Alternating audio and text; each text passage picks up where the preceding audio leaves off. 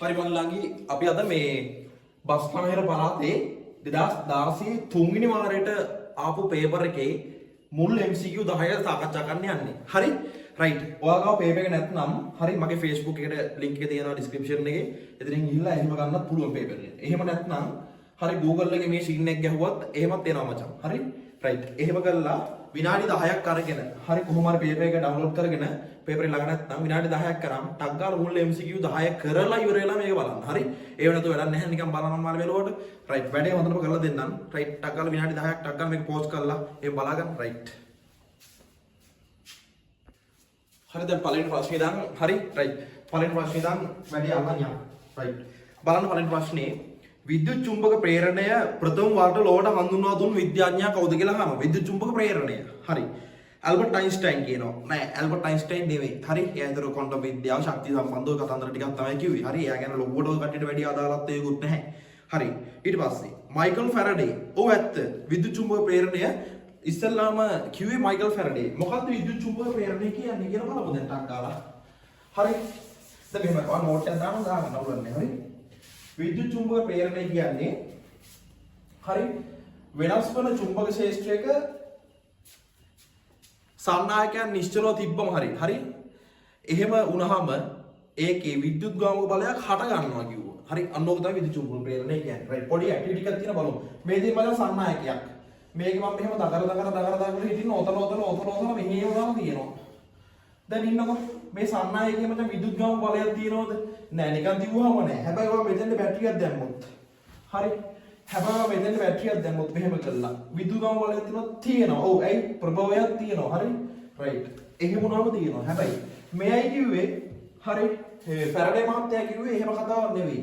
මෙයා කිව්වේ මේ සන්නායකයේ නිශ්චල නම් හරි මේක වෙනස් වෙන චුම්බක ක්ෂේත්‍රයක් තිබුවොත් මේක විද්‍යුත් ගාමක බලයක් හට ගන්නවා කිව්වා. ඒ කියන්නේ දැන් මෙහෙම දණ්ඩ චුම්බකයක් දැම්ම කියන්නකෝ. හරි NS කියලා. කොහොම තිබුවොත් මේකේ විද්‍යුත් ගාම බලයක් හට ගන්නවද? නෑ නෑ එහෙම නෑ. මෙයා හෙල්ලෙන්න ඕනි. කොහොමද හෙල්ලෙන්න ඕනි? මේ සන්නායකයේ ළඟින් හෙල්ලෙන්න ඕනි. හරි? රයිට් මෙන්න මෙහෙම. මෙන්න ධන චුම්බකයක් තියෙනවා කියලා හිතන්න. මෙන්න NS. මේක දානවා ඇතුල් කරනවා. හරි? එතකොට හෙල්ලෙනවනේ මේක අස්තින්. හරි. එතකොට මෙතන වෙනස් වෙන චුම්බක ක්ෂේත්‍රයක් ඇති වෙනවා. හරි? අන්න එහෙම වුණාම මේක විද්‍යුත් ගාමක බලයක් හට ගන්නවා. මේක සිරා කතාවක්ද කියලා බලන්න අපිට පුළුවන් විද්‍යුත් ගාමක බලය මයි බලන්න පුළුවන් මොකෙන්ද? මෙතෙන්ට දානවා ගැලනෝමීටරයක්. හරි. ඔතන ගැලනෝමීටරයක් දැම්මම මේක 10 ඇතුළු වෙද්දි මේ ගැලනෝමීටරේ කට්ට හරි ඒකට අදාළව උත්ක්‍රමණය වෙන්නවා. හරි. අන්න එහෙම එතකොට එකෙන් බලා ගන්න පුළුවන්. රයිට්. ඕක තමයි විද්‍යුත් චුම්බක ප්‍රේරණය කියන්නේ. හරි. ඊට පස්සේ ප්‍රශ්න බලන්න. වෛරස් පිළිබඳ ප්‍රකාශ අරින්න ඉන්න. ජේ.ජේ. තොම්සන්. හරි. තොම්සන් මොනවද ඉලෙක්ට්‍රෝන ඉස්සලාම හොයාගත්තා. පළවෙනි පරමාණු ආකෘතිය හොයාගත්තේ ජේ.ජේ. තොම්සන් අයියා. හරි. ඒතර ඕම් කිව්වේ මොකද්ද? ඕම් නියමයෙන් කිව්වේ. හරි. මොකක්ද ඕම් නියමය කියන්නේ? හරි. උෂ්ණත්වයේ නියතනම් සන්නායක ගල ධාරාව. හරි. ඒකේ විභවාන්තරයට අනුලෝම සමානුපාතකයි කිව්වා. රයිට්. ඕම් නියමයි වෙන කතාවක්. රයිට්. ඒතර විද්‍යුත් චුම්බක ප්‍රේරණය කිව්වේ කවුද? මයිකල් ෆැරඩේ. දෙක උත්තරේ. වෛරස් ඊළඟ එක වෛරස් පිළිබඳ ප්‍රකාශ කිවියක් තියෙනවලු. මේකෙන් ඇත්ත මොකද්ද කියලා අහන්නේ. නිරීක්ෂණය කළ හැකි ඉලෙක්ට්‍රෝන අන්වීක්ෂණය පමණයිලු. ඇත්ත ඔව්. වෛරස් බලන්න පුළුවන් ඉලෙක්ට්‍රෝන අන්වීක්ෂණය විතරයි. හරි. ආත්කාශයේ බැලුවට පේන්නේ නැහැනේ. හරි. ආලෝක අන්වීක්ෂණය බැලුවොත් වෛරස් පේන්නේ නැහැ. වෛරස් පේන්නේ ඉලෙක්ට්‍රෝන අන්වීක්ෂණය විතරයි මචං. හරි. රයිට්. එතකොට මචං ඒ හරි. පවතින අවස්ථාව අනුව ජීවී මෙන්ව අජීවී ලක්ෂණ පෙන්වයි. ඒ කියන්නේ මොකද්ද? පවතින අවස්ථාව අනුව කියන්නේ දැන් ඉන්නකො මෙහෙම පඩිපෙලක් තියෙනවා කියන්නකො. හරි. දැන් ගොවා මෙහෙම පඩිපෙල නගිනවා. පඩිපෙල නගිද්දි මචං මේක මචං අර මෙහෙම හරි. අර එහෙම හැන්ඩල් එක තියෙනවනේ බාර් එක. ඔය මෙහෙම බාර් එක අල්ලන් නගින්නේ. මේකේ තනතන වෛරස් තියෙනවා. ඔය බාර් එක අල්ලන් නගිනවා. මෙහෙම කරලා. හරි. අල්ලන් නැගලා මේ වෛරස් එක අතේ ගා ගන්නවා. වෛරස් එක අතේ ගාගත්තට පස්සේ හරි මේක අරගෙන උඩ නහය ගහනවා. නහයෙන් ඇඟ අස්සට යනවා. රයිට්. මොකද්ද වෙන්නේ බලමු. වෛරස් එක මචං මෙහෙම නිකන් දීද්දි මචං මෙයා ජීවියෙක් නෙවෙයි. මෙයා ඉන්නේ අජීවී අවස්ථාවේ. හරි. මේ අජීවී අවස්ථාව තමයි ඔහොම ඉන්නේ. හැබැයි ඔයා මේක අරගෙන හරි නහය ගහගෙන ඇඟ අස්සට ගියාට පස්සේ මොකද වෙන්නේ? ඔයා ලෙඩ වෙනවා. ඒ කියන්නේ වෛරස් එක මොනවද? ජීවී ලක්ෂණ වෙන්නලා. හරි ක්‍රියා කරලා. ඒතර වෛරස් එක ජීවී දේහයකට සම්බන්ධ වුණොත් ජීවියෙක් විදිහට ඉන්නවා. නැත්නම් සාමාන්‍ය විදිහට ඉද්දි එයා අජීවී විදිහට ඉන්නේ. රයිට්. ඒතර මචං දෙවෙනි උත්තරේ හරි. තුන්වෙනි බලන්න වෛරස් තුළ පරිවෘත්තීය ක්‍රියා සමහරව සිදු වේලු. හරි වෛරස් තුළ මචං පරිවෘත්තීය ක්‍රියාව වෙන්නේ නැහැ. මොකද ඒ පරිවෘත්තීය ක්‍රියාව වෙන්න හරි ඒ කියන්නේ ජෛව රසායනික ප්‍රතික්‍රියාව වෙන්න අදාළ ඉන්ද්‍රියක වෛරස් වල නැහැ. හරි රයිට් අන්න ඒකයි. එතකොට මචං උත්තරේ පළවෙනි එක තමයි උත්තරේ රයිට් ඉන්න. පරමාණුවක තුන්වෙනි එක බලමු. පරමාණුක ඉලෙක්ට්‍රෝන වින්‍යාසය 2 8 8 2. එම මූලද්‍රව්‍ය වෙන්නේ මොකක්ද කියලා අහනවා. හරි ඉන්න මම ඒක කියා දෙන්නම්කෝ. රයිට් ඔයා නෝට් එක දාලා හරි MCQ දාලා මම වැඩේ කල් අදී ඇද කරන්න බැහැනේ නේ. පටපට ගෑවිද කරන්න ඕනේ. හරි.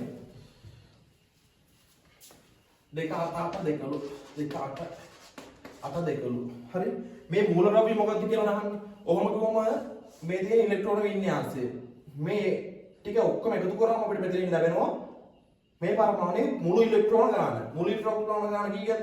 2යි 8යි 10යි 18යි මෙතනින් 20යි. ආය මොනවද? ඉලෙක්ට්‍රෝන ගාන. හරි. ඉලෙක්ට්‍රෝන. හරි ඉලෙක්ට්‍රෝන 20ක් තියෙනවා.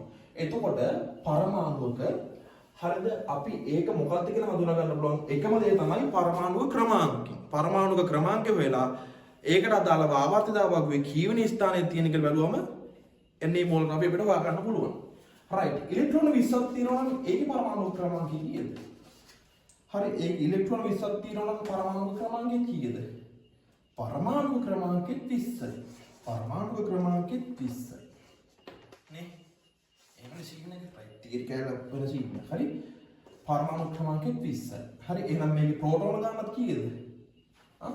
දැන් ප්‍රෝටෝන ගාන 30යි. හරි ප්‍රෝටෝන 30ක් තියෙනවා. හරි දානවා. ඒතර ඒවා 30ක්. හරි. ඒතර පරමාණු ක්‍රමාංක 20න් අපි දැන් බලන්න ඕනේ 20 විදිහට ඉන්නේ කවුද කියලා. හරි ඔයාලට දැන් ආවට ඔය කොහොමද එක තියෙන්නේ. රයිට් අපි දැන් බලමු හයිඩ්‍රජන් එහෙම තියෙනවා. හරි මෙන්න හීලියම්. හරි lithium, beryllium, boron, carbon, nitrogen, oxygen, fluorine, neon හරි සෝඩියම්, මැග්නීසියම් බලන් ඉන්න. හරි අහන් ඉන්න දැන්. හරි sodium, magnesium aluminium, silicon, phosphorus, sulfur, chlorine, argon, හරි potassium, calcium. බලන්න ගණන් කරලා 1 2 3 4 5 6 7 8 9 10 11 12 13 14 15 16 17 18 19 20. මචං ඔන්න මචං calcium කියලා හොයාගත්තා. ඉන්න. අපි දැන් මූලද්‍රව්‍යයක් අංකණය කරද්දී හරි නිරූපණය කරද්දී හරි මෙහෙම හිතන්නකො x කියලා මූලද්‍රව්‍යයක් තිබුවා කියලා. ඕකේ මචං උඩිමුත් එකක් ලියනවා අපි යටිමුත් එකක් නම් කරනවා. අපි මූලද්‍රව්‍ය කියන උඩින් නම් කරන්නේ ස්කන්ධ ක්‍රමාංකය. හරිද? ස්කන්ධ ක්‍රමාංකය. යටින් නම් කරන්නේ මචං පරමාණු ක්‍රමාංකය. හරි. යටින් නම් කරන්නේ පරමාණු ක්‍රමාංකය. හරි? හරි. යටින් නම් කරන්නේ මොකද්ද? පරමාණුක ක්‍රමාංකය. හරි මම කෙටින් ලිව්වේ හරි පක්‍ර කියලා. හරි රයිට්. යටි නම් කරන පරමාණු ක්‍රමාංකය. එතකොට අපිට ආයෙත් දැන් කැල්සියම් වල පරමාණු ක්‍රමාංකය අපි දන්නා ලෝඩිම ගත්තේ 20යි ස්කන්ධ ක්‍රමාංකය නොමලි හතරක් තියෙනවා. රයිට්. එතකොට මොන උත්තරේ තියෙන්න ඕනේ? මොකේද? දෙවෙනි උත්තරේ එකෙන් ගැලපෙනවා. රයිට්. බලන්න හදින ප්‍රශ්නේ නෝට් දා ගන්න ඕනේ. නෝට් දා ගන්න වීඩියෝ පෝස්ට් කරලා. හරි. රයිට්. බලමු මචං හතර එක්තරා ඵලයක පහත සඳහන් ලක්ෂණ දක්නට තිබ්බලු. හරි එම ඵලය ව්‍යාප්ත වන ක්‍රමය මොකක්ද කියලා අහන්නේ. බලමු ලක්ෂණ ටික. තන්තුමය පලාවරණයක් තිබ්බලු.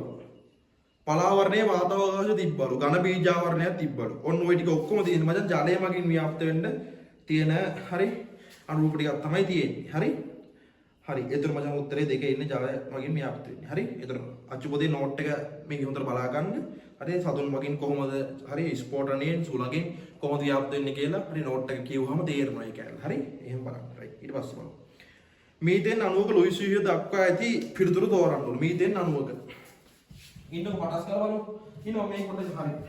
මේ බලමු. ඇඳලා පෙන්නන්න. හරි දැන් මෙහෙමයි. ඔයා මොනේ නෝට් එකක් දාගෙන මේ වැඩේ යල්ලා යන්නේ. දැන් උනන්දුව තියෙන එකේ මම මේක එක දිගට එක ඉල්ල ඉඳගෙන හරි පේපර් එකක් කරලා මේක බලන්නේ. එතකොට එහෙම කෙනෙක් නේ. එහෙම නැති කෙනෙක් කොහොමද මේක බලන්නේ? හරි. ඒ නිසා වැඩේ හරියට කරගන්න.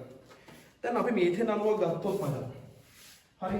ඒක මෙහෙම නම් කරලා නම් මෙහෙම තියෙනවා නම් කොහොමද? CH4 කියලා. ඔය තියෙන්නේ මචං. ඔය තියෙන්නේ අණුවක්. මෙහෙම තියෙන්නේ අණුවක්. හරිද?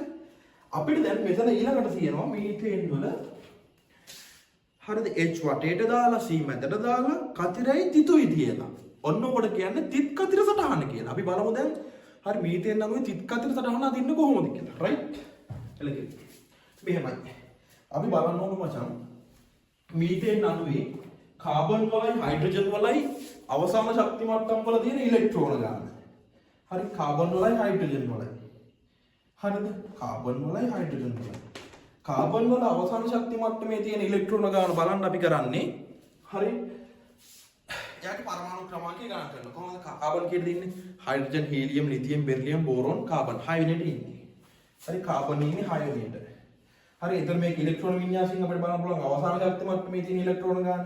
එතන පළවෙනි ශක්ති මට්ටමේ 2යි, දෙවෙනි ශක්ති මට්ටමේ 8ක් තියෙන්න පුළුවන්. හැබැයි 8ක්ම නැහැ නේද මොකේ? මොකෙන් 6න් 2ක් ගත්ත පළවෙනි එකට ඉතුරු කීයද? 4යි. එතන කාබන් වල අවසාන ශක්ති මට්ටමේ ඉලෙක්ට්‍රෝන 4යි. හයිඩ්‍රජන් වල කොහොමද අවසාන ශක්ති මට්ටමේ? තියෙන්නෙත් එකයි, එකමයි තියෙන්නේ. එකයි. එතකොට මම ඔහොම කරලා විද්‍යුත් ඍණතාවය අනුව කාබන් මෙතන ගත්තා. හයිඩ්‍රජන් වටේ තිබ්බා. හරි. හයිඩ්‍රජන් වටේ තිබ්බා. දැන් මේ දෙන ඉලෙක්ට්‍රෝන හවුලේ තියාගෙන මචං බන්ධන හදා ගන්න. ඔච්චරයි කතාව. මම කාබන් වලින් දෙන ඉලෙක්ට්‍රෝන ගාන කතිර වලින් නම් කරනවා. හරිද? මම කාබන් වලින් දෙන ඒවා කතිර වලින් අංගනය කරනවා. හයිඩ්‍රජන් වලින් දෙන ඒවා තිත් වලින් අංගනය කරනවා. ඉතින් ඔච්චරයි මම තිත් කත සටහන කියන්නේ. බලන්නකෝ කාබන් වලින් කොහොමද දෙන්නේ කියලා. කතර දෙන්නේ. හරි එයාට හතරක් දෙන්න පුළුවන්. එහෙනම් මේ හතරකට දෙන්න පුළුවන් නේ. අන්න එකක් දුන්නා මෙන්න මේ අටත් එකක් දුන්නා. ඔයත් ගන්න. ඔයත් ගත්තා. හරි. ඊට පස්සේ හයිඩ්‍රජන්. එයාට එකයි තියෙන්නේ. කොහොමද එක ගලවලා දෙනවා මල්ලි. මෙන්න එකයි දුන්නා. මෙයාගේ එකක් මෙයාට දුන්නා. අන්න අපි බන්ධනේ හදාගත්ත කියලා රයිට්. ඔන්න මචං තිතුයි කතරයි තියෙනවා. ඕකට කියන්නේ මචං තිත් කතර සටහන කියලා. හරිද? එලකිරි. දැන් වයෝම තියෙනවා. හරි ලුයිස් වීගෝ ගැන මොකක් හරි තේරෙන්නේ නැත්නම් මචං අහපන් හොඳේ රයිට් සම්පූර්ණ ඔක්කොම ටික අහලා දෙන්න ඊට පස්සේ තිත් සටහනනේ තිත් සටහනේ ඇති දෙයක් නැහැ සීන් එක මචං මේ ඔක්කොම තිත් කරන්න දෙන්නේ ඔක්කොම තිත් කරමු එන්න මගේ මල්ලේ ඔක්කොම තිත් කරමු මෙන්න මෙහෙමයි මේ කතරේ මේ බෝලේ තිත් වලින්ම පෙන්නනවා මෙන්න තිත් වලින්ම පෙන්නුවා මේ දැක්කද හරි ඒතර ඔක්කොම තිත් වලින් නම් පෙන්නලා තියෙන්නේ ඒකට කියන්නේ මොකක්ද තිත් සටහන ඒස්සේ මාරු කෙලිපරනේ හරි මෙන්න කාබන් මෙන්න හයිඩ්‍රජන් මෙන්න හයිඩ්‍රජන් මෙන්න හයිඩ්‍රජන් මෙන්න හයිඩ්‍රජන් මේ ඉලෙක්ට්‍රෝන මේ ඉලෙක්ට්‍රෝන දෙකක් එක ඉරකින් පෙන්නනවා නම් හරි ඉලෙක්ට්‍රෝන දෙකක් එක ඉරකින් පෙන්නලා අහලා ඉන්නේ කෑලි අහලා තියෙනවා මෙන්න මේක තමයි මචං කියන්නේ ලුයිස් සීෆේ right හරි එතන ඔළුවම ලුයිස් සීෆේ දාලාදී හරි උත්තරේ 4 ඉන්නේ හරි රයිට් ඔක ලුයිස් සීෆේ කියන්නේ අද හරියට කියලා දුන්නා ඇති ඊට පස්සේ අපද්‍රව්‍ය සහිත කොපර් සල්ෆේට් ස්පටික මගින් සංසුද්ධ කොපර් සල්ෆේට් ස්පටික ලබා ගැනීම සඳහා සුදුසු ක්‍රමය කුමක්ද අපද්‍රව්‍යයේ තියෙන ඕනම එකකින් සංසුද්ධ දේවල් ලබා ගන්න පුළුවන් එකම ක්‍රමය නැවත අපි ස්පටික කරනවා නැවත ස්පටික කරොත් හරි අපද්‍රව්‍ය ටික අයින් වෙලා අදාළ ඒවා ටික හරි ඝන ස්පටික බවට පත් කරගන්න පුළුවන් රයිට් 2D නෝට් කරලා දෙන්න වැඩි අල්ලන්න මේකේ හරි රයිට් අගලා වීඩියෝ පෝස්ට් කරලා මේක මේ ඇඳගන්න ඕනේ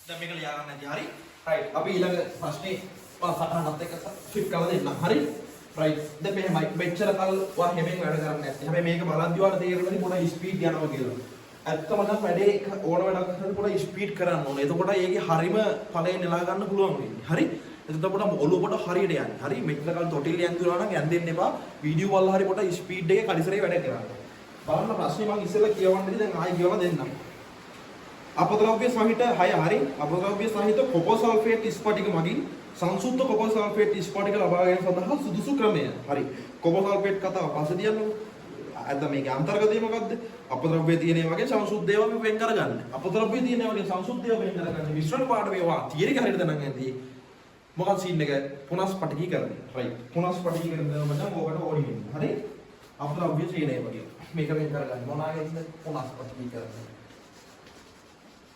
හරි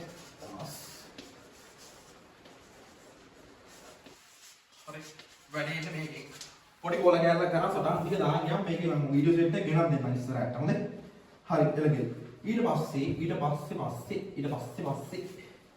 අපි බලමු සීන් එක මේකයි වෙන්නේ ඕකෙදි වෙන්නේ මෙහෙමයි මචං අපි අසංසුද්ධ ගණේ දිනවනේ අසංසුද්ධ ගණේ කියන්නේ මොකද්ද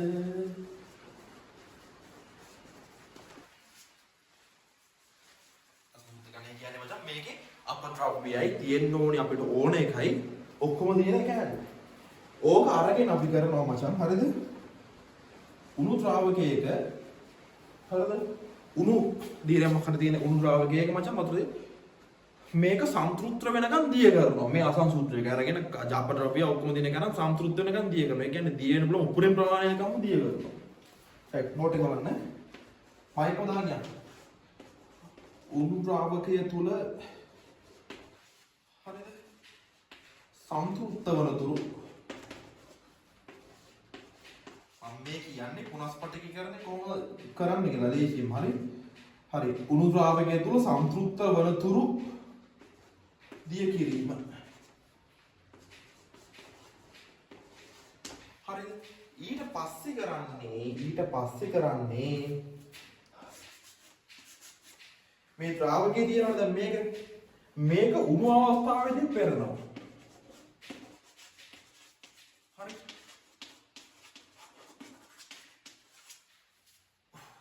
උණු අවස්ථාවේදී පෙරනවා හරි කසිය කරන්න පස්සේ කියා දෙන්න දැන් අපි මේක බලමු හරි උණු ද්‍රාවකයේ තුල පෙරනවා හරි ඊට පස්සේ මොකක්ද තමයි කරන්නේ මේ පෙරපුලේ පෙරන්නේ සිසිල් කරනවා අන්න ඒක සිසිල් කරා මොකද වෙන්නේ ආයි ස්පටික වෙනවා මේ ස්පටික තිබ්බ එක දිය කරලා පෙරලා ආයි ස්පටික කරනවා ඒකයි පුනස්පටිකීකරණය කියන්නේ හරි මොකද්ද කරන්නේ පෙරන්නේ සිසිල් කරනවා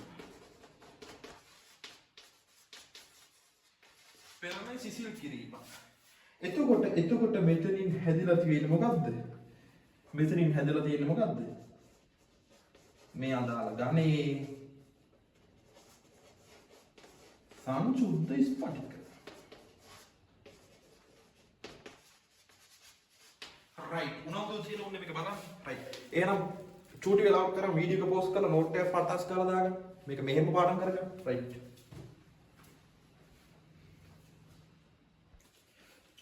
හරි අපි දැන් ඊට පස්සේ කැල බලමු හරි නෝට් එක දාගන්න ඉතින් මම පොඩ්ඩක් ඇලගත්තා ඒලා ටක් ගාලා හරි 8 වෙනි එක බලන්න निरपेक्ष शून्य सेल्सियस अंशක වලින් කොපමණද निरपेक्ष शून्य सेल्सियस अंशක වලින් කොපමණද निरपेक्ष शून्य කියන්නේ වස්තුවකට තියෙන්න පුළුවන් අවම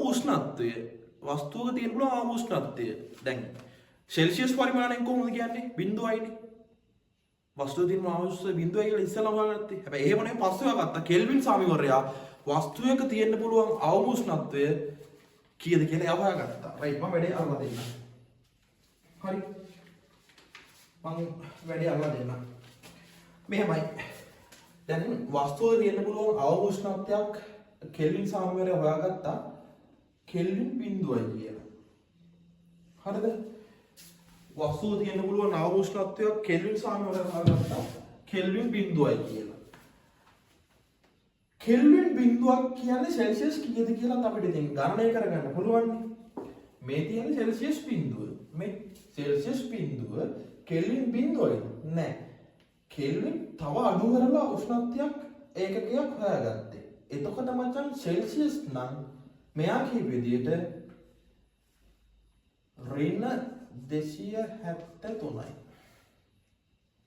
හරි يعني කෙල්වින් බිඳුවක් කියන්නේ සෙල්සියස් ඍණ 273යි හරි එතකොට ඊට පස්සේ පුතේ මගේ මල් බලන්න මෙන්න බලන්න මේ ඊට පස්සේ මචං අපි සෙල්සියස් 100ක් කියන්නේ කෙල්වින් කීයද කියලා අපිට බලන්න පුළුවන්. මේ වෙන කතාවක්. හරි.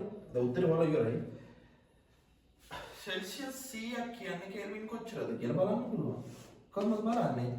මේ බිඳුව 273ක් එකතු කරන්න. බිඳුව 273ක් එකතු කරාම කීයද? 273යි නේද? ඔව් ඒක 273යි.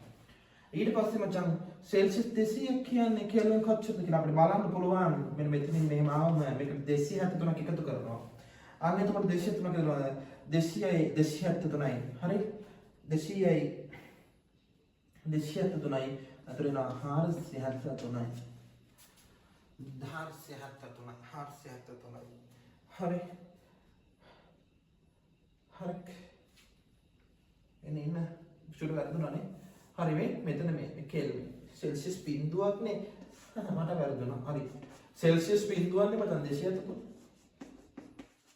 හරි එතකොට සෙල්සියස් 100 නම් 373යි හරි රයිට් ක්ලියර් රයිට් එතකොට මචං මේ තියෙන්නේ හරි වස්තුවකට තිබිය හැකි ආම උෂ්ණත්වය.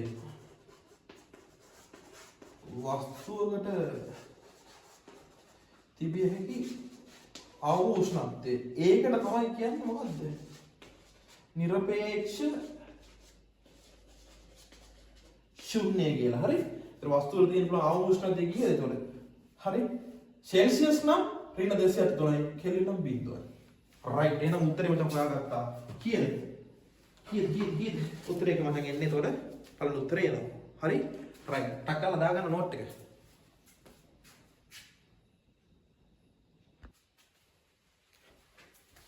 හරි මේ පොඩි කේස් එකක් කියලා දෙනවා මට 7 වෙනි ප්‍රශ්නේ මේ ස්කිප් වෙලා තියෙනවා. හරි? රයිට්. 7 වෙනි ප්‍රශ්නේ පටස් කරලා බලමු. හරි? රයිට්. මම හිතේ කරේ නැහැ. හරි. කවන්නේ. රූපයේ දැක්වෙන තුන්කූරු පේනුවට රැහැන් සම්බන්ධ කිරීමේදී එම ස්ථාන නිවැරදිව දක්වලා තියෙන්නේ කොහොමද කියලා අහනවා. තුන්කූරු පේනුවා කියන්නේ.